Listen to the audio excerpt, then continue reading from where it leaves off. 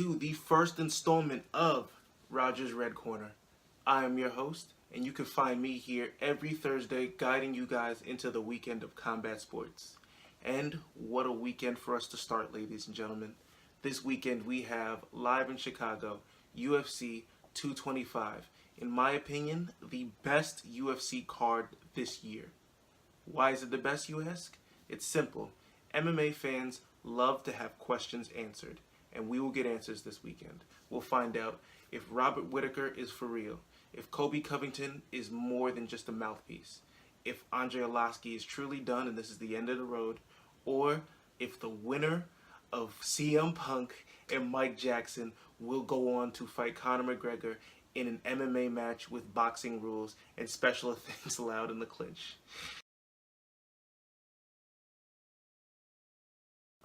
There's a weird adage that the MMA community has that I necessarily don't subscribe to, and although a lot of fans and pundits will say this, they say, you're not the champion until you've successfully defended the belt. I personally don't agree with that. I believe you're not the champion until you successfully defeat the current champion. Regardless of whatever you say, Robert Whittaker has done neither. He won the interim belt and was promoted to champion. Nothing wrong with that. You know, he did it in impressive fashion, and he did it while he was injured. But now he's going to be running it back with the man that he defeated for the belt, a man who says that he has learned from that fight and showed his improvements against a fighter of equal caliber, the previous middleweight champion, Luke Rockhold. I don't know how this fight is going to turn out, but I can promise you that it's going to be a different fight from the first one.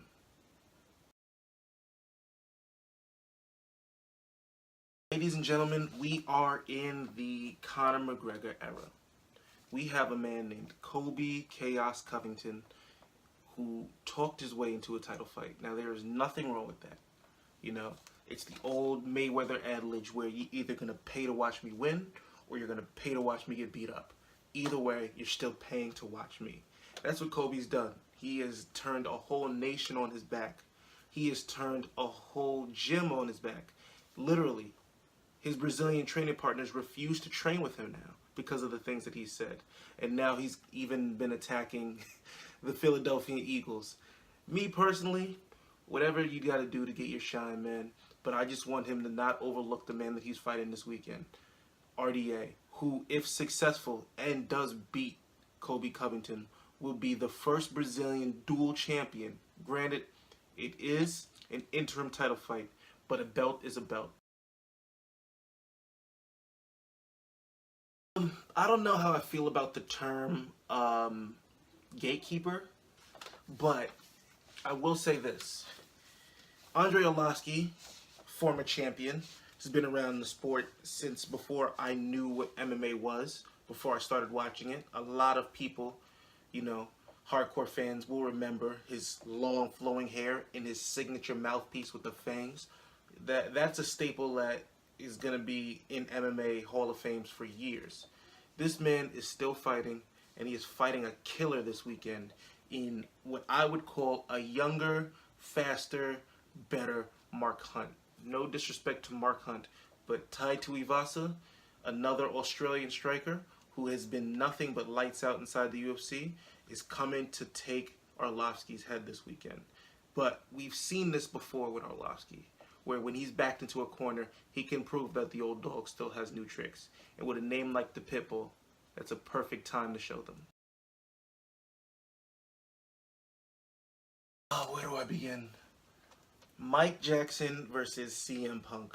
I'll start with this. CM Punk did just have a win this weekend.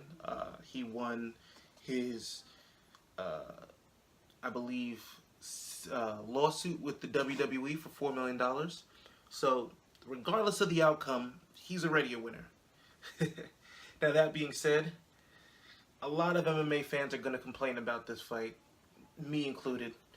It shouldn't be on the main card. It shouldn't be in the UFC, but it's here. And we live in the Conor McGregor era, like I've stated before, where anything to sell tickets, anything to sell pay-per-views. And from the business promotion standpoint, I understand it. So, let me give you my analysis of it. These are two men whose only professional fight is in the UFC, and it's against the same person, Mickey Gall. And they both ended the same way, in the first round via rear naked choke. So, we haven't seen enough of either of them to learn what they can do. We know that CM Punk has been training with some of the best people in the world. He's been training with Duke Rufus, you know.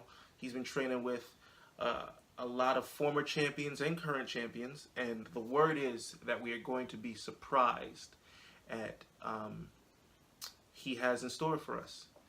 Now, on the other hand, we have a man named Mike Jackson, who is an MMA analyst and photographer. He's been around the sport of MMA a long time.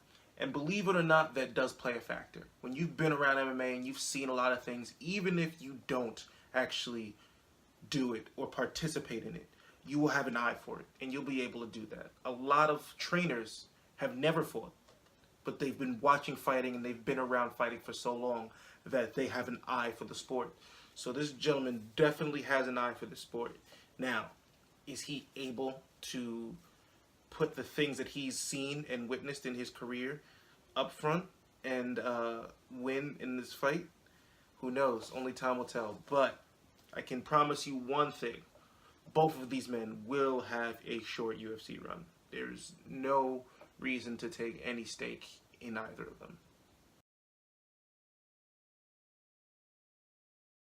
Me and my partner Mike will be breaking down this card for you guys live on YouTube. The prelims, the main card, all of it will be covered by us. So please tune in, join, and give us feedback. Thank you guys so much for watching. And just like the farmer said to the potato, I'll dig you later.